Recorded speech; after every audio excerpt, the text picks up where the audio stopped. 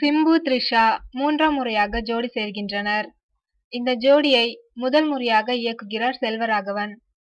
செல்வராகவன் இயக்கத்தில் இறுதியாக வெளிவந்த படம் இரண்டாம் உலகம். இப்படம் பெரிய அளவில் வெற்றி பெறாததால் அடுத்தடுத்த படங்களை அவரால் இயக்க முடியவில்லை. நிதி நெருக்கடியில் சிக்கி தவித்தார் செல்வராகவன். இந்நிலையில் அவர் இயக்குவதாக இருந்த மாலை நேரத்து மயக்கம் என்ற படத்தை தனது மனைவி செல்வரஞ்சினியை வைத்து இயக்க வைத்தார். அந்த படத்திற்கு இவர் திரைக்கதை அமைத்து வருகிறார். அடுத்து செல்வராகவன் தற்போது மீண்டும் படங்களை இயக்குகிறார். இவர் இயக்கும் புதிய படத்தில் சிம்பு நடிக்க சமீபத்தில் ஒப்பந்தமானார். இவருக்கு ஜோடியாக த்ரிஷா நடிக்கப் போவதாக செய்திகள் வெளிவந்தது. அந்த செய்தியை தற்போது உறுதிப்படுத்தியுள்ளனர். டாப்சியும் இப்படத்தில் முக்கிய கதாபாத்திரத்தில் நடிக்கிறார்.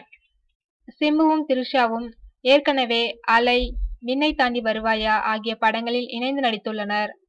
அதேபோல் செல்வராகவன் தெலுங்கில் இயக்கிய படம் ஒன்றில் த்ரிஷா நடித்திருந்தார் என்பது குறிப்பிடத்தக்கது. சிம்பு த்ரிஷாவை வைத்து செல்வராகவன் இயக்கும் இந்த புதிய படத்தின் படப்பிடிப்பை மே முதல் வாரத்தில் தொடங்க இருக்கின்றனர்.